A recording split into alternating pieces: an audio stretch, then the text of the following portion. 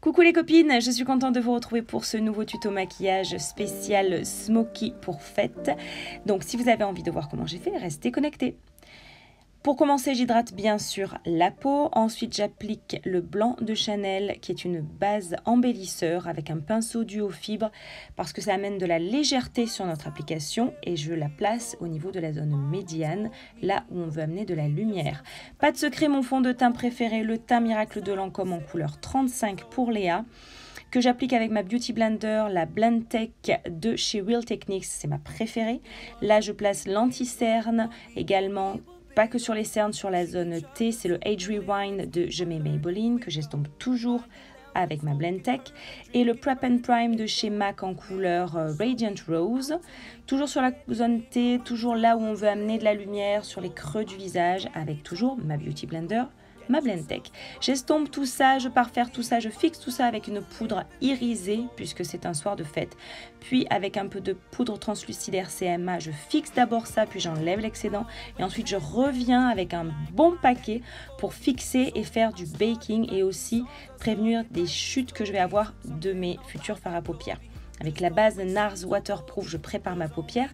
Et là, avec un paint pot noir, j'en mets que sur la base des yeux de la paupière mobile et j'estompe avec les doigts. La palette Lorac Pro, c'est vraiment un incontournable en couleur neutre et froide pour un smoky. Avec mon pinceau 217, je vais estomper ce noir que j'ai fait dans le creux de la paupière fixe mobile.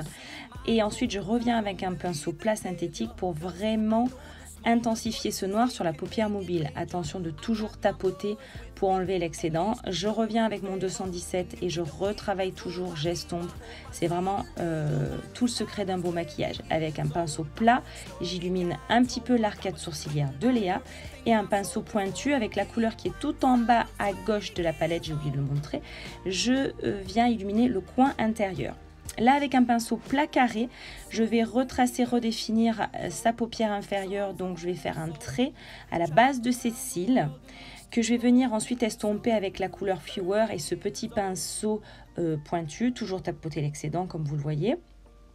Et ensuite, avec un pinceau, j'enlève l'excédent de toute cette poudre blanche. Là, avec la palette contouring de chez Too Faced, qui sent trop bon le cacao, je viens creuser un petit peu les joues de Léa, donc faire du contouring. Et avec le Tapered Highlighter Brush de chez Sigma, j'applique la couleur blanche nacrée irisée. Ensuite, avec le highlighter Soft and Gentle de chez MAC, j'en place vraiment sur le haut des pommettes. Et avec ce joli petit blush de chez Benefit, je viens réchauffer, donner un peu de fraîcheur aux petites joues de Léa. Là, avec le Definitely Black de chez MAC, j'ai laissé Léa faire l'intérieur de ses yeux. Une bonne couche de mascara en haut et en bas. Et puis, j'ai bien sûr fait ses sourcils. J'ai appliqué de chez Too Faced la Glitter Glue pour appliquer ensuite l'eyeliner de chez Urban Decay. En diagonale pour mettre des paillettes, je mets le crayon nude de chez MAC, un bon nude également.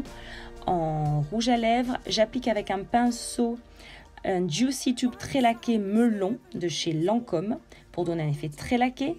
Ensuite, j'hydrate avec le New Skin NPCA, c'est une brume hydratante, je sèche tout ça. Puis je mets le Prep and Prime fixateur de chez MAC à la noix de coco pour refixer tout ça parce que là, on est en soirée. Et voilà le résultat. Gros bisous, merci de vous abonner, merci de cliquer. À très bientôt.